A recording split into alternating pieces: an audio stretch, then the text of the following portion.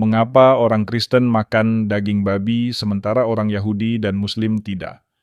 Anda sedang duduk di meja makan dan di depan Anda ada sepiring bacon yang masih mendesi. Mungkin Anda tidak pernah memikirkannya dua kali, hanya makanan biasa bukan. Tetapi kemudian Anda bersama seorang teman Yahudi atau rekan kerja Muslim dan mereka dengan sopan menolak hidangan yang sama. Bukan karena mereka alergi atau pilih-pilih makanan, tetapi karena sesuatu yang lebih dalam, sesuatu yang sakral. Dan tiba-tiba Anda mulai bertanya. Tanya mengapa? Mengapa daging babi dilarang bagi mereka, tetapi tidak bagi Anda? Bukankah kita semua percaya kepada Allah yang sama, Allah Abraham? Bukankah kita semua berasal dari akar iman yang sama? Ini bukan sekadar pertanyaan tentang makanan. Ini adalah pertanyaan yang berada di persimpangan antara sejarah kekudusan dan identitas. Jika Anda pernah membuka Alkitab, tidak butuh waktu lama untuk menemukan hukum dan perintah yang tampak kuno bahkan aneh. Tidak boleh makan daging babi, tidak boleh makan kerang, tidak boleh memakai kain campuran. Namun, sebagai orang Kristen, kita tidak hidup berdasarkan banyak aturan yang sama. Mengapa demikian? Apakah Tuhan mengubah pikirannya? Ataukah ada sesuatu yang lebih dalam yang sedang terjadi dalam kisah ini? Hari ini kita akan menyelami salah satu perbedaan paling menarik antara tiga agama besar dunia, Yudaisme, Islam, dan Kekristenan. Ketiganya menelusuri asal-usul yang sama dari para leluhur yang sama, namun berjalan di jalan yang berbeda ketika menyangkut apa yang ada di piring makan. Dan percayalah, ini bukan hanya soal preferensi makanan atau kebiasaan budaya. Ini tentang perjanjian. Ini tentang bagaimana manusia berelasi dengan Tuhan. Ini tentang apa arti bersih atau najis kudus atau biasa termasuk atau dipisahkan. Kita akan menelusuri halaman-halaman kitab suci dari Imamat hingga Injil, dari penglihatan mengejutkan Petrus dalam kisah para rasul, hingga ajaran Paulus tentang kebebasan di dalam Kristus. Kita akan melihat bagaimana hukum Yahudi membentuk identitas, bagaimana tradisi Islam menghormati kemurnian, dan bagaimana orang Kristen saat ini hidup dalam anugerah, bukan karena Tuhan berubah, tetapi karena Dia menggenapi sesuatu yang jauh lebih besar melalui Yesus. Jadi sebelum Anda mengambil satu gigitan lagi, berhentilah sejenak bersama saya. Mari kita membuka firman. Mari kita jelajahi bukan hanya apa yang kita makan, tetapi mengapa hal itu penting. Karena terkadang hal-hal kecil seperti apa yang ada di piring Anda mengungkapkan kebenaran terbesar tentang iman Anda. Nomor 1, hukum kuno. Mengapa daging babi dilarang dalam perjanjian lama? Mari kita kembali ke awal. Hampir ke awal. Bangsa Israel baru saja diselamatkan dari Mesir. Mereka melihat Laut Merah terbelah. Mereka berjalan melaluinya di tanah yang kering. Dan sekarang mereka berkumpul di kaki Gunung Sinai. Tuhan akan membentuk mereka bukan hanya menjadi sebuah bangsa, tetapi menjadi umat yang kudus. Dan salah satu cara paling mengejutkan Dia melakukannya adalah melalui makanan. Dalam kitab Imamat pasal 11, Tuhan menetapkan daftar rinci tentang hewan-hewan yang boleh dimakan orang Israel dan yang tidak boleh dimakan. Ini bukan sekadar panduan kesehatan. Ini adalah pernyataan tentang kekudusan. Tuhan sedang menunjukkan kepada umatnya bagaimana hidup terpisah. Kuduslah kamu, sebab aku kudus, katanya dalam Imamat 44. Dan bagian dari kekudusan itu berarti menghindari hewan-hewan yang dianggap najis. Di antara hewan yang dilarang adalah babi. Imamat 11:7-8 mengatakan, "Dan babi sekalipun kukunya terbelah, tetapi tidak memamah biak ia najis bagimu. Janganlah kamu memakan dagingnya, dan janganlah kamu menyentuh bangkainya, ia najis bagimu." Dari sudut pandang modern hal ini mungkin tampak sewenang-wenang. Mengapa penting apakah seekor hewan memamah biak atau memiliki kuku terbelah? Namun bagi orang Israel, setiap detail itu penting. Perintah-perintah ini berkaitan dengan ketaatan. Mereka belajar mempercayai hikmat Tuhan, bahkan ketika mereka tidak sepenuhnya memahaminya. Hukum makanan berfungsi seperti batasan, seperti pagar yang melingkupi identitas mereka, yang setiap hari mengingatkan bahwa mereka tidak sama dengan bangsa-bangsa di sekeliling mereka. Daging babi menjadi simbol kuat tentang apa artinya taat atau tidak taat kepada Tuhan. Memakannya bukan sekadar pilihan kuliner, itu adalah tindakan rohani. Dan pada masa ketika berhala dan Allah asing ada di setiap sudut tetap setia, bahkan dalam apa yang dimakan menjadi bentuk ibadah. Jadi mengapa daging babi dilarang? Bukan karena Tuhan membenci babi, tetapi karena Dia mengasihi umatnya dan sedang membentuk mereka menjadi sesuatu yang berbeda, sesuatu yang kudus. Nomor 2, perjanjian Tuhan dengan Israel, identitas melalui ketaatan. Disinilah hal ini menjadi lebih pribadi. Bagi bangsa Yahudi, hukum makanan bukanlah aturan acak yang harus diikuti. Itu adalah penanda perjanjian. Itu adalah bagian dari perjanjian kudus yang Tuhan buat dengan Israel. Sama seperti hari Sabat, sama seperti sunat menghindari makanan najis, menjadi bagian dari cara mereka menghidupi hubungan mereka dengan Tuhan. Bayangkan ini. Anda hidup dalam pembuangan dikelilingi oleh orang-orang yang bebas makan daging babi. Anda kehilangan bait suci tanah air, mungkin bahkan bahasa Anda. Tetapi Anda masih dapat memegang teguh siapa diri Anda melalui apa yang tidak Anda makan. Seperti itulah kuatnya hukum-hukum ini. Ini bukan hanya tentang apa yang masuk ke mulut Anda. Ini tentang apa yang tetap berakar di dalam hati Anda. Melalui ketaatan pada perintah-perintah ini, Israel mengingat siapa mereka. Dalam Ulangan 42:21, Tuhan mengingatkan mereka. Sebab engkaulah umat yang kudus bagi Tuhan Allahmu. Janganlah engkau memakan sesuatu yang menjijikkan. Setiap waktu makan menjadi pengingat. Engkau tidak sama seperti yang lain. Engkau milik Tuhan. Hentikan di sini. Dan bukankah itu sesuatu yang juga kita rindukan untuk merasa memiliki, untuk tahu siapa diri kita sebenarnya? Bagi bangsa Israel, perjanjian itu memberi mereka rasa identitas tersebut. Bahkan ketika mereka tersebar ke seluruh bumi, bahkan ketika mereka dianiaya, ketaatan mereka terhadap hukum makanan menjaga mereka tetap bersatu.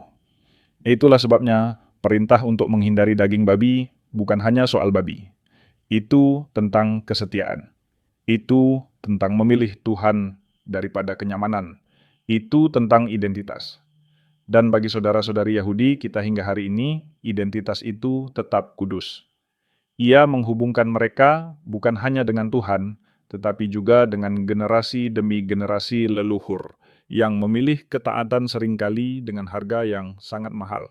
Jadi ketika kita melanjutkan perjalanan ini, mari kita tidak menyingkirkan hukum-hukum ini sebagai sesuatu yang kuno atau tidak relevan.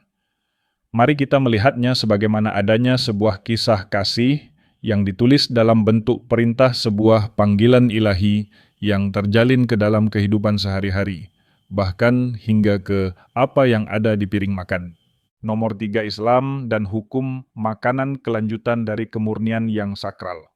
Sekarang, setelah kita melihat bagaimana hukum makanan menjadi dasar bagi bangsa Yahudi, mari kita melihat bagaimana penghormatan terhadap kemurnian ini berlanjut dalam Islam. Karena meskipun Yudaisme dan kekristenan sama berasal dari akar Abraham, Islam juga demikian. Dan ketika berbicara tentang makanan khususnya daging babi, jalan Islam sangat dekat dengan jalan bangsa Israel kuno. Dalam Al-Quran, larangan terhadap daging babi dinyatakan dengan jelas. Itu bukan sekadar anjuran melainkan perintah.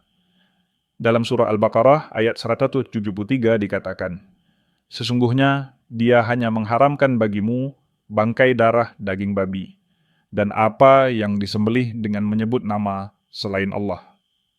Ayat-ayat serupa diulang di berbagai bagian Al-Quran menegaskan keseriusan larangan ini. Lalu, mengapa sikap yang begitu tegas terhadap daging babi dalam Islam? Alasannya sangat mirip dengan apa yang kita lihat dalam Perjanjian Lama. Kemurnian, ketaatan, dan pembedaan. Dalam teologi Islam, kebersihan bukan hanya soal tubuh. Ini tentang jiwa. Ini tentang mendekat kepada Tuhan dalam keadaan yang menghormati kekudusannya. Babi dipandang sebagai hewan yang secara inheren najis, dan menghindari dagingnya adalah tindakan disiplin rohani. Namun, ini lebih dari sekadar aturan. Ini adalah cerminan identitas. Sama seperti dalam Yudaisme, apa yang dimakan dalam Islam secara langsung terkait dengan siapa seseorang itu. Umat Muslim menggunakan istilah halal untuk menyebut apa yang diperbolehkan. Dan tetap berada dalam batas itu adalah cara untuk tetap dekat dengan Tuhan. Ini bukan hukuman. Ini adalah kehormatan. Ini adalah pengingat harian tentang kepasrahan, tentang penyerahan diri, bukan hanya kepada hukum, tetapi kepada Dia yang memberikan hukum tersebut. Dan ingatlah, Islam muncul berabad-abad setelah Yesus. Namun, Islam menegaskan kembali banyak pembatasan makanan yang diberikan kepada anak-anak Israel. Ia menarik garis langsung kembali kepada Abraham, kepada Musa, kepada gaya hidup kudus yang ditandai oleh ketaatan dan penghormatan. Sebagai orang Kristen, kita mungkin tidak mengikuti aturan yang sama, tetapi memahami hal ini membantu kita menghargai kedalaman pengabdian di baliknya. Ini mengingatkan kita bahwa bagi jutaan orang saat ini tidak makan daging babi bukanlah tentang menjadi berbeda. Ini tentang menjadi setia. Dan hal itu seharusnya membangkitkan rasa hormat dalam diri kita meskipun jalan iman kita mengambil arah yang berbeda. Nomor 4, Yesus dan penggenapan hukum Taurat. Disinilah segalanya mulai berubah. Dan disinilah kita sebagai orang Kristen memasuki perjanjian baru yang mengubah cara kita memahami kemurnian ketaatan bahkan makanan. Yesus tidak datang untuk menghapus hukum Taurat. Ia datang untuk menggenapinya. Ia sendiri mengatakan hal itu dalam Matius 5:17. Janganlah kamu menyangka bahwa aku datang untuk meniadakan hukum Taurat atau kitab para nabi. Aku datang bukan untuk meniadakannya, melainkan untuk menggenapinya. Artinya, semua yang diperintahkan Tuhan dalam perjanjian lama tetap memiliki makna. Tetapi Yesus membawanya kepada tujuan akhirnya. Dan itu termasuk hukum makanan. Salah satu momen paling membuka mata terjadi dalam Markus pasal 7. Orang-orang Farisi mengkritik murid-murid Yesus karena makan dengan tangan yang tidak disucikan suatu pelanggaran terhadap tradisi ritual. Tetapi Yesus membalikkan kritik mereka. Ia berkata, "Tidak ada sesuatu pun dari luar orang yang masuk ke dalam dirinya yang dapat menajiskannya. Tetapi apa yang keluar dari seseorang itulah yang menajiskannya." Markus 7:15. Kemudian dalam ayat 19, Injil dengan tenang menambahkan kalimat yang mengejutkan ini. Dengan mengatakan demikian, Yesus menyatakan semua makanan halal. Pikirkan itu. Dalam satu momen, Yesus mendefinisikan ulang apa artinya murni. Bukan berdasarkan apa yang masuk ke perutmu, tetapi berdasarkan apa yang keluar dari hatimu. Ini tidak berarti hukum lama itu salah. Hukum itu memiliki tujuannya. Ia menunjuk kepada sesuatu yang lebih besar. Dan ketika Yesus datang, ia menjadi penggenapan dari kekudusan itu. Ia mengambil apa yang bersifat lahiriah dan menjadikannya batiniah. Kita tidak lagi membutuhkan daftar makanan untuk memberitahu bahwa kita milik Tuhan. Kita memiliki Roh Kudus yang tinggal di dalam kita. Ini bukan tentang membuang tradisi. Ini tentang mengakui bahwa tradisi itu telah digenapi. Seperti benih yang tumbuh menjadi pohon hukum, Musa berkembang menjadi anugerah Kristus. Inti dari hukum itu, kekudusan ketaatan identitas kini tidak lagi tertulis di atas loh batu, melainkan di dalam hati kita. Berhenti di sini. Nomor 5, penglihatan Petrus dalam Kisah Para Rasul _balik bagi gereja mula-mula. Jika Anda ingin mengetahui momen tepat ketika segalanya berubah, lihatlah sebuah atap rumah di kota Yope. Salah satu peristiwa paling menentukan dalam gereja mula-mula terjadi dalam Kisah Para Rasul pasal 10. Rasul Petrus sedang berdoa sekitar tengah hari, dan ia jatuh ke dalam keadaan trans. Apa yang ia lihat sepenuhnya mengguncang pemahamannya tentang kekudusan. Sebuah kain besar turun dari surga, berisi berbagai macam hewan, banyak di antaranya dianggap najis, menurut hukum Yahudi termasuk babi. Kemudian terdengarlah suara dari surga yang berkata, "Bangunlah Petrus, sembelihlah dan makanlah." Petrus terkejut. "Tidak mungkin Tuhan. Aku tidak pernah makan sesuatu yang najis atau haram." Lalu suara itu menjawab, "Apa yang telah dinyatakan halal oleh Allah, janganlah engkau nyatakan haram." Pada awalnya Petrus tidak mengerti. Ia masih berpikir tentang makanan, tetapi Tuhan sedang melakukan sesuatu yang jauh lebih besar. Karena segera setelah penglihatan itu, Petrus diundang ke rumah Kornelius, seorang perwira Romawi, seorang bukan Yahudi. Dan tiba-tiba Petrus memahami bahwa penglihatan itu bukan hanya tentang aturan makanan, itu tentang manusia. Selama berabad-abad bangsa Yahudi dipanggil untuk hidup terpisah menjaga identitas mereka tetap berbeda. Tetapi sekarang melalui Yesus Tuhan sedang membuka pintu bagi bangsa-bangsa lain. Ia meruntuhkan tembok pemisah. Dan ia menggunakan makanan sesuatu yang biasa, seperti makan siang, untuk menyampaikan kebenaran yang luar biasa. Petrus kemudian berkata kepada Kornelius, "Allah telah menunjukkan kepadaku bahwa aku tidak boleh menyebut seorang pun najis atau haram." Kisah Para Rasul 10:28. Sebuah perubahan yang sangat kuat. Kategori bersih dan najis tidak lagi tentang hewan. Itu tentang penerimaan. Tuhan sedang mengundang semua orang ke mejanya. Bukan hanya orang Yahudi, tetapi semua bangsa, semua latar belakang, semua orang berdosa yang membutuhkan anugerah. Inilah titik baliknya. Disinilah gereja bergerak dari akar Yahudi menuju misi global. Dan ini mengubah cara orang Kristen makan. Tetapi yang lebih penting ini mengubah cara kita memandang satu sama lain. Tidak ada lagi orang luar, tidak ada lagi tembok pemisah, hanya satu keluarga yang dipersatukan di dalam Kristus. Nomor 6 surat-surat Paulus, kebebasan di dalam Kristus bukan legalisme. Jika penglihatan Petrus membuka pintu Rasul Paulus melangkah masuk dengan tangan terbuka, lebar penuh semangat dan kejelasan. Paulus memahami hukum lama dengan sangat mendalam. Ia adalah seorang Farisi. Ia mengetahui semua aturan tentang daging babi, tentang makanan kosher, tentang apa yang membuat seseorang bersih atau najis. Namun, ketika Paulus bertemu dengan Yesus, segalanya berubah. Dalam surat-suratnya Paulus membahas isu ini secara langsung, dan ia tidak hanya memberi izin untuk makan daging babi. Ia memberikan sesuatu yang lebih dalam, yaitu perspektif. Dalam Roma pasal 14, Paulus menulis, "Yang seorang percaya bahwa ia boleh makan segala sesuatu, tetapi orang yang lemah, imannya makan sayur-sayuran saja. Siapa yang makan, janganlah menghina orang yang tidak makan, dan siapa yang tidak makan, janganlah menghakimi orang yang makan, sebab Allah telah menerima dia." Intinya bukan pada makanannya, melainkan pada hati di baliknya. Atau lihatlah 1 Korintus pasal 8. Paulus berbicara tentang daging yang dipersembahkan kepada berhala perdebatan besar lainnya dalam gereja mula-mula. Kesimpulannya jelas. Makanan tidak membawa kita lebih dekat kepada Allah. Kita tidak menjadi lebih buruk jika tidak makan dan tidak menjadi lebih baik jika makan. Yang terpenting adalah kasih. Kasih kepada Allah dan kasih kepada sesama. Namun, pernyataan yang paling tegas mungkin terdapat dalam 1 Timotius, pasal 4. Paulus memperingatkan tentang orang-orang yang akan mengajarkan bahwa makanan tertentu dilarang.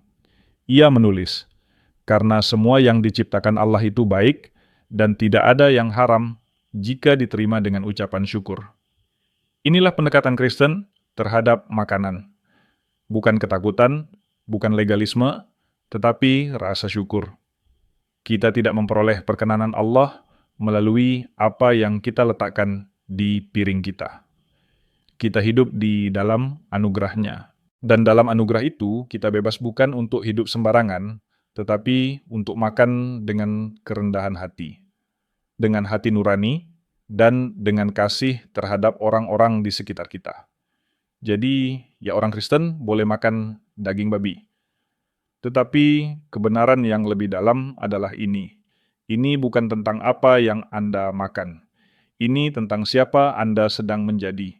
Apakah Anda semakin serupa dengan Kristus? Apakah Anda hidup dalam kasih? Apakah Anda menggunakan kebebasan Anda untuk melayani orang lain? Karena pada akhirnya itulah yang dilakukan Injil. Ia mengambil hukum yang tertulis di atas batu dan menuliskannya kembali di dalam hati kita, memimpin kita bukan dengan aturan, tetapi oleh Roh. Nomor 7. Jadi mengapa orang Kristen makan daging babi hari ini? Sekarang gambaran itu seharusnya sudah semakin jelas. Dari hukum Musa ke penglihatan Petrus hingga ke kejelasan ajaran Paulus, Alkitab menunjukkan sebuah perjalanan, sebuah pergerakan dari pemisahan ritual menuju kebebasan rohani. Dan hal itu membawa kita kembali pada pertanyaan awal. Mengapa orang Kristen makan daging babi hari ini? Jawabannya sederhana, tetapi sangat mendalam. Karena di dalam Kristus, kita tidak lagi terikat pada hukum-hukum seremonial dari Perjanjian Lama. Kita tidak lagi didefinisikan oleh apa yang kita makan, tetapi oleh siapa yang kita ikuti. Hukum makanan dalam Perjanjian Lama itu baik. Itu diberikan oleh Tuhan. Itu memiliki tujuan. Itu mengajarkan ketaatan disiplin dan identitas. Tetapi hukum-hukum itu adalah bagian dari perjanjian yang menunjuk ke depan kepada sesuatu yang lebih besar. Dan sesuatu yang lebih besar itu adalah Yesus. Melalui hidup, kematian, dan kebangkitannya Yesus menggenapi hukum Taurat. Ia tidak membuangnya, ia menyelesaikannya, ia mewujudkan tujuannya. Di dalam Dia kekudusan bukan lagi tentang makanan yang bersih atau tangan yang bersih. Kekudusan adalah tentang hati yang bersih. Dan melalui Dia tembok pemisah antara Yahudi dan non-Yahudi, antara bersih dan najis, telah diruntuhkan. Orang Kristen hari ini hidup dalam perjanjian baru, perjanjian anugerah. Itulah sebabnya Paulus dapat menulis, "Janganlah kamu biarkan orang menghukum kamu mengenai makanan atau minuman. Semuanya itu hanyalah bayangan dari apa yang akan datang. Tetapi wujudnya terdapat di dalam Kristus." Kolose 2, 14-20. Ini tidak berarti kita makan dengan sembarangan atau hidup tanpa disiplin. Kebebasan Kristen bukan tentang melakukan apa saja yang kita inginkan. Ini tentang memuliakan Tuhan dalam segala hal yang kita lakukan, termasuk dalam cara kita makan. Dan jika itu berarti memilih untuk tidak makan daging babi demi menghormati iman atau latar belakang orang lain, itulah kasih yang nyata.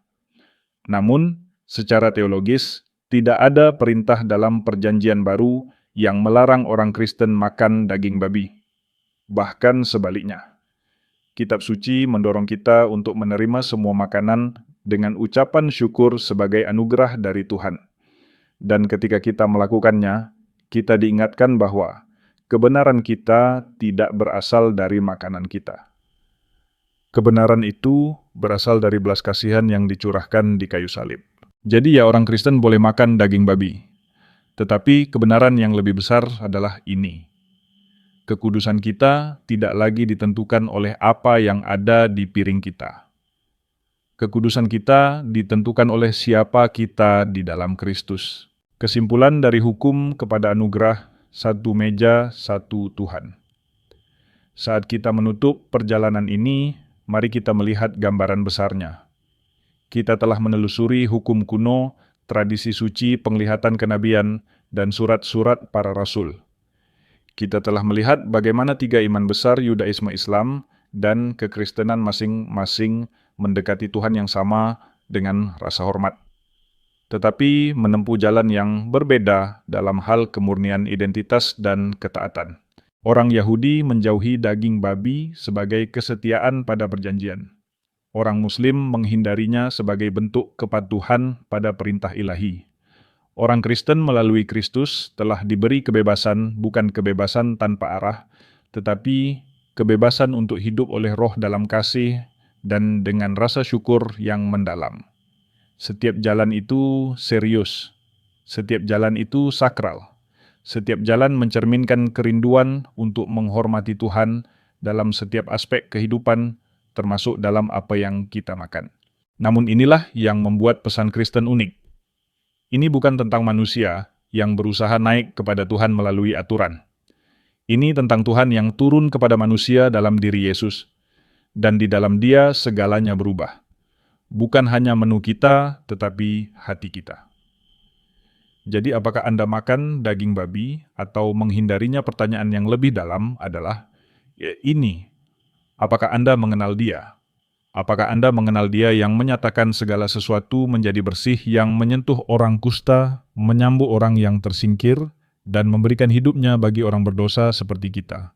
Karena dialah alasan mengapa orang Kristen hidup berbeda, bukan dalam pemberontakan, tetapi sebagai respons terhadap anugerah. Dan mungkin hari ini di sekitar meja seseorang dengan daging babi atau tanpanya, Anda akan memiliki kesempatan untuk membagikan bukan hanya makanan Anda, tetapi iman Anda. Karena perjamuan yang sejati yang memuaskan untuk selama-lamanya bukanlah tentang apa yang kita makan. Itu tentang Dia yang mengundang kita ke mejanya. Dan undangan itu terbuka bagi semua orang.